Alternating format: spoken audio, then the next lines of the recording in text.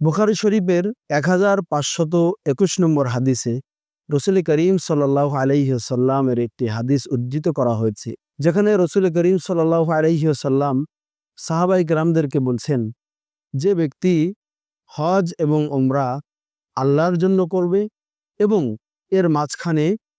কোনো প্রকার গুনাহের কাজের সাথে সম্পৃক্ত হবে না, পাপাচারে লিপ্ত হবে না, অন্যায় কাজের সাথে সম্পৃক্ত থাকবে না,